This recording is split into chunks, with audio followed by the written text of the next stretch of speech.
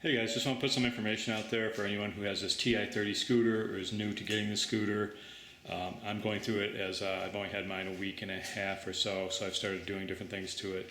I'll be putting out videos pretty frequently here at the beginning as I make changes to the scooter, modifications, and different things. Today I just want to throw some information out there on the Ti-30. If you're getting one, three things that I want to mention. First of all, battery care. The battery is a 60 volt, 38 amp hour LiPo battery. So that's a really nice battery, large capacity. This battery itself is at least worth $700. So you want to take care of this battery because you don't want this battery to go bad and you have to pay $700 for a new battery. Proper battery care for this LiPo battery, any LiPo battery in any scooter this would go for, but this specific one is 60 volt battery, so that's what I'm going to be talking about in this video. I wrote down here the rules basically if you want to take the best care of your battery. 60 volt nominal LiPo pack, when fully charged, the voltage is 67.2 volts. Absolute minimum, you should never ever let the battery go below 51.2 volts or you could start damaging your battery. And you can see the voltage actually displayed in the display. So if you have your display powered up and then you just hit the power button, one time you see it went to trip, two times it went to ODO, third time it goes to, that's your voltage. So see it says VOL in the bottom there, ignore the mild, that don't mean anything. The VOL in the bottom means voltage, so it's showing 62.6 volts right now on this one. So when I'm talking about the voltages, the numbers listed on my list here, that means when the scooter's not moving, so the scooter's just standing still and you check the voltage in that monitor that I just showed you, that's what you're looking for. When you're riding the scooter, the voltage monitor on the display is going to be a lot lower. It's going to be jumping back and forth, and you just ignore that. It's when the scooter is stopped, not moving at all, that's when you read the voltage in the display. Okay, so never let it get below 51.2 volts when the scooter's standing still, or you could start damaging the battery cells. I never even let it get that low. I would keep it at least above 52, maybe 52 and a half, maybe 53, unless you really need to drain it down that far. These LiPo batteries, they don't have to be fully drained before you can recharge them. You can use 10% of the battery and then fully recharge it again. It's not going to hurt the battery. You never want to have the LiPo battery fully charged, in other words 67.2 volts, for more than a couple of days. It's not good to leave it fully charged, so if you were intending to ride it, you fully charge it, and then some came up and you didn't ride it, sometime within a couple days, get on it and just take some of the voltage down, ride around the block a couple times, whatever time you have, to try and bring the voltage down away from a full charge. I've done it for a week, honestly, but you risk having damage done to the battery. Storage voltage should be 62 volts or as close to that as you can possibly get. And for storage, I mean if you're not going to be riding the scooter for long periods of time, like a month or 2 months, you need to bring it down to the storage level. Then it can sit there for 3 or 4 months. If it sits for 3 or 4 months without running, you should then fully charge it and then bring it back down to the storage level, 62 volts again, just to exercise the battery once. And then it can sit another 3 or 4 months, and you can repeat that cycle as long as necessary. I think about 80% of battery failures on these things are probably due to the user not taking proper care of the battery. When I'm talking about battery failures, I mean on scooters in general, not this particular scooter. One last thing about the battery, you never want to just leave your battery charger on the battery and just let it sit there like that. Again, once it gets 67.2 volts, your charger should go green. Disconnect it as soon as possible. Okay, next thing I want to mention is I've seen videos and heard talk about if the stabilization of the front end is loose or you get some wobble or something, to tighten up these two nuts here. There's one on the top, this bracket, another one on the bottom. Mine was tight the way it came.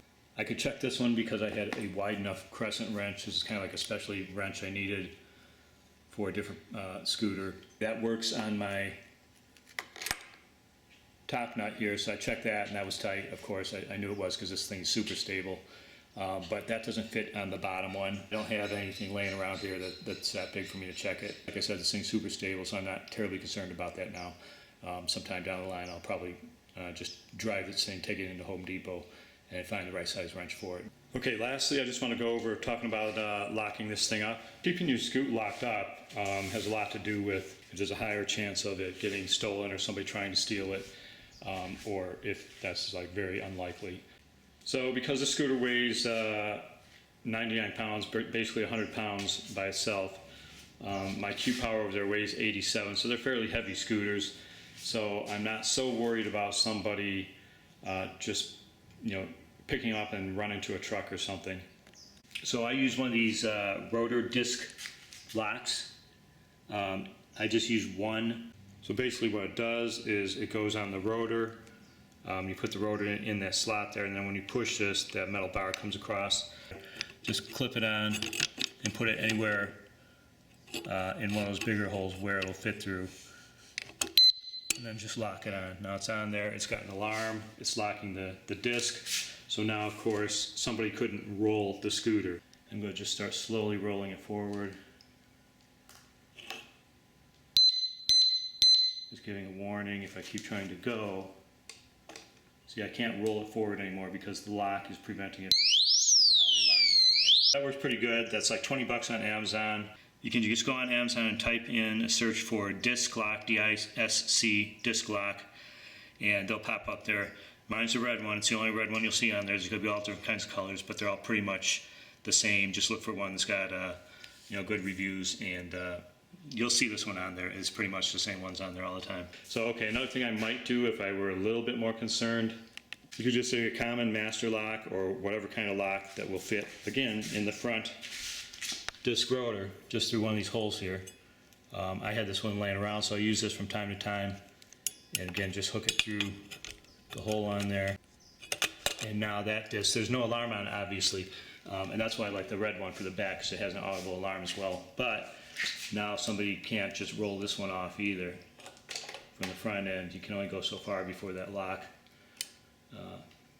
makes it impossible. So at this point, if I had both of those on, the lock on the back and the red lock on the front, somebody would have to literally pick the scooter up to move it or cut both of those locks off. And of course the other method is physically locking it up to a bike rack or a post of some sort, and you could easily do that with just a standard lock, maybe a U-lock. I'm not sure if a U-lock would be long enough. You might have to go with a chain, a heavy duty chain or something if you're going to do that. Or you can interwind it in here if it's long enough, or at least minimum just go around one. Honestly, if somebody's going to steal something you've got locked up, if they're that type of person's around, they're going to get it. There's no lock that's impenetrable from a thief standpoint. Anyway, but you could just run your chain or whatever around this. I have this nice foldable one on my Q1. It's not terribly heavy duty or anything, but it's a deterrent. And it folds up nicely and just attaches to my frame here. So if I can unlock that, that just comes off, and then it just unfolds around itself. Loop this, or any other lock for that matter, around your post here. If you have enough room, go around two posts, etc. The more you're surrounding, the better. And then the other end would, of course, go up and lock around the bike rack or the post or whatever. I use that with the Q1 here because it's a lot lighter than these scooters over here. So there's a better chance that somebody could just pick it up and somewhat quickly get away with it, even if there's an alarm going off. So again, wherever you're at, if you need more security, if you're in an area where you're really worried about it, do as much as possible. Put a lock on the front rotor, lock on the back rotor, one or two good chains or good locks going from this to a post or something solid. And if you can, if you're in a big city or something, park around where there's bicycles and stuff. Preferably the better the bikes, the better. Because it's all about you being more difficult to get than the guy sitting next to you that's got a $1,000 bike he's riding around. So the more you can put on it in a situation like that, make it look as hard as possible. Yeah, they can get through every lock, but you got 4 of them on there, so the guy next to you's got 1, so they're going to go for that bike instead. You got to remember when you come out that that's on there, because like in this case, this one don't have an alarm. Not so much with the red one, because if I moved it, it would go off.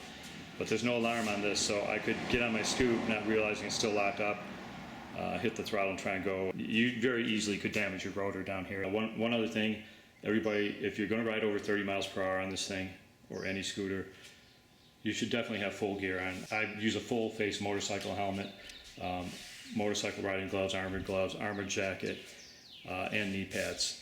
And it's 110 out here right now, and I still wear that stuff every day when I go to work. Coming home, it's a beast because it's 110 out and I'm riding all that stuff. 15-minute ride, so it's not terribly bad. But always wear gear. I mean, you can replace a scooter, you can't replace your head.